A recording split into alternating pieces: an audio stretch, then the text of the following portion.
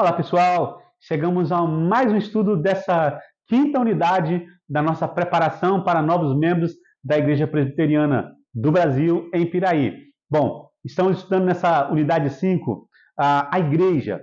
Nós já vimos algumas coisas, como a igreja começou, como a igreja se desviou, a reforma protestante. E hoje nós queremos falar, e nesse vídeo nós queremos falar com você sobre a Igreja Presbiteriana do Brasil. Você está se preparando para se tornar membro da Igreja Presbiteriana de Piraí. Nossa igreja, ela faz parte da Igreja Presbiteriana do Brasil, IPB, tá certo? Bom, mas o que vem a ser Igreja Presbiteriana do Brasil? Nós fazemos parte do ramo da reforma denominado Igrejas Reformadas ou Igrejas Calvinistas. Bom, o Brasil, como todos nós sabemos, foi descoberto pelos portugueses em 1500. E aí ele começou, depois de alguns anos, a ser colonizado.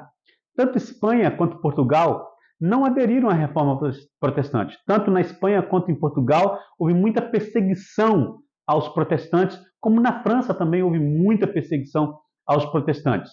Bom, sendo um país extremamente católico, os portugueses vieram para cá, eles trouxeram o catolicismo, e o catolicismo ele se tornou a religião oficial, como era, né, de Portugal, também no Brasil, até a proclamação da República em 1888.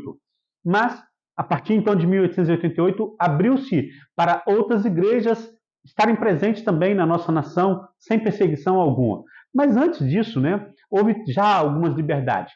Mas antes mesmo disso, gente, nós temos a tentativa de protestantes de ficarem no Brasil.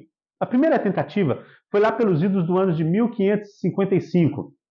Nessa época, o Brasil tinha pouquíssimos lugares, né, pouquíssimos lugares que tinham português no Brasil, e aí várias nações começaram a fazer incursões. Um desses povos eram os franceses. E os franceses faziam incursões pelo litoral, tentando achar um lugar para ficar. E aí, no litoral do Rio de Janeiro, foi estabelecida uma colônia francesa chamada França Antártica. E entre esses franceses haviam católicos e protestantes, tá? E eles vieram para estabelecer uma colônia aqui no Brasil. E aí, nessa França Antártica, havendo protestantes, vieram também sacerdotes ou pastores para dar assistência a esses protestantes. E esses pastores foram enviados por Calvino. Foi mandada uma carta para Calvino, e Calvino, a partir da Suíça, ele manda pastores para vir aqui para o Brasil para dar assistência.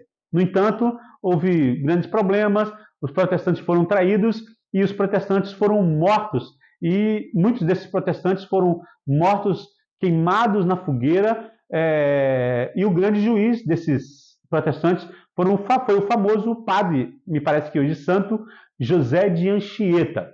Bom, essa primeira tentativa, né, de instalação do protestantismo no Rio foi não somente no Rio, mas em toda a América, tá? Os Estados Unidos ainda não era colonizado, os Estados Unidos ainda não tinha chegado ninguém lá ainda, mas algumas incursões, mas não havia estabelecido. E aqui no Brasil, em 1555, começa essa tentativa de estabelecer-se um protestantismo. Aqui foi celebrada a primeira ceia, foi celebrado o primeiro culto protestante nas Américas.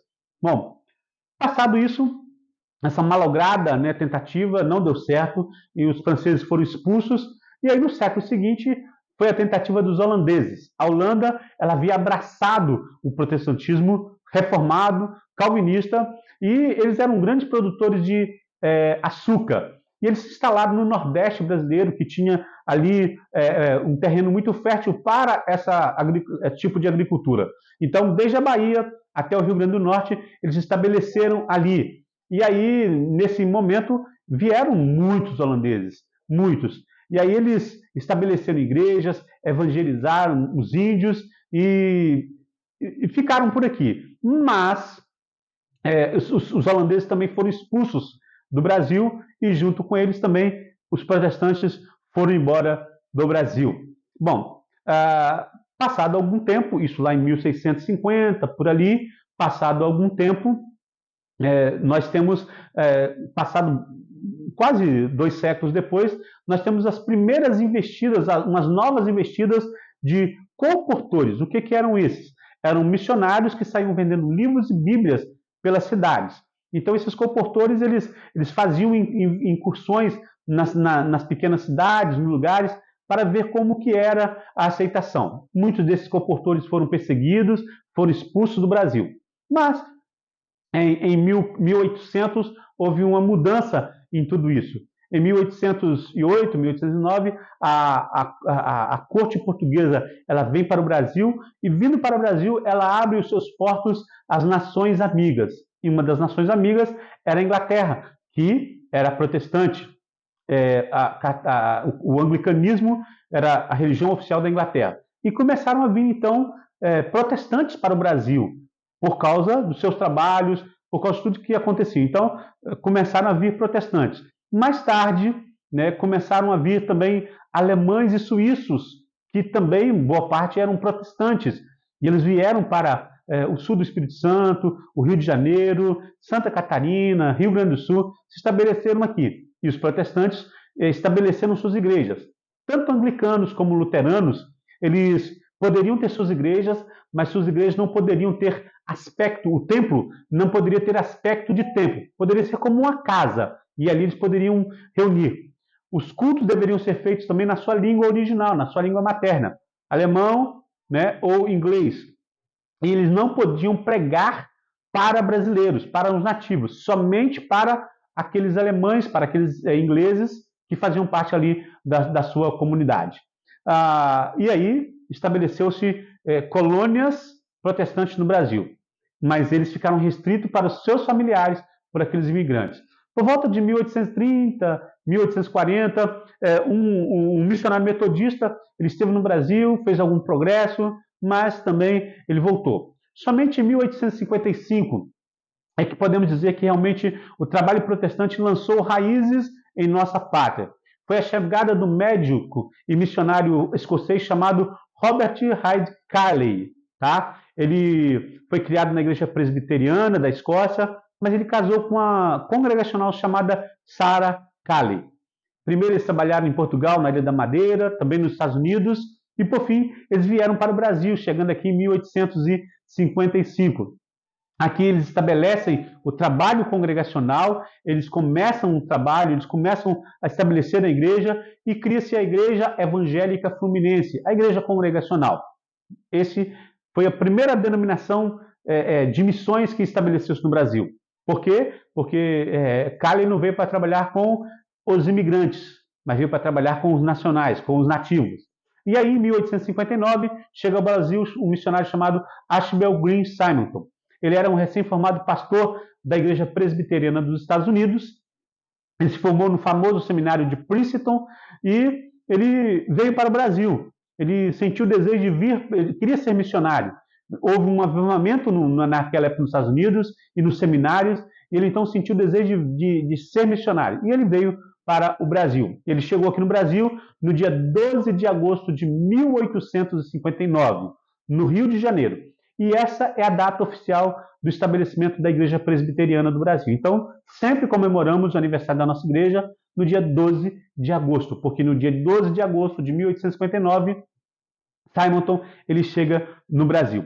Ele inicialmente estabelece a igreja na cidade do Rio de Janeiro e com a ajuda de outros missionários em várias outras regiões, do nosso país, principalmente em São Paulo e Minas Gerais. Então, ele vem para cá, ele começa a fazer incursões, vem outros missionários que o ajudam, por exemplo, o seu cunhado Blackford, Alexander Blackford, que foi para São Paulo e lá fundou a igreja na cidade de São Paulo. Além da cidade do Rio, além da cidade de São Paulo, nos primeiros 10 anos, com a ajuda de vários missionários, né, várias igrejas foram estabelecidas. Por exemplo, em São Paulo estabeleceu-se a igreja de Brotas e de Lorena.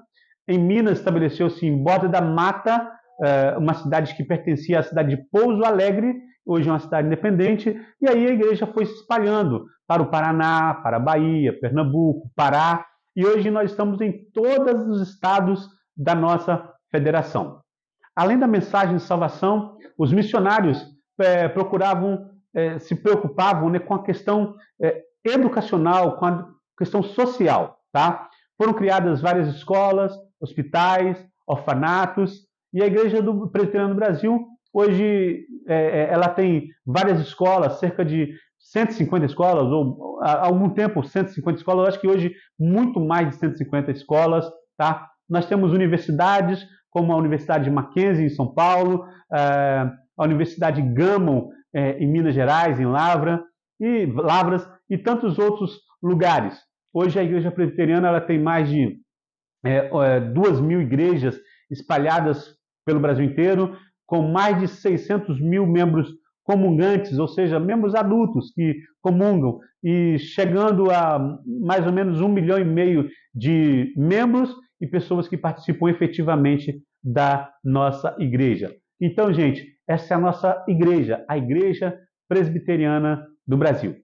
Nós vamos ter um outro estudo ainda sobre essa unidade, sobre a igreja. Eu espero você no nosso próximo vídeo.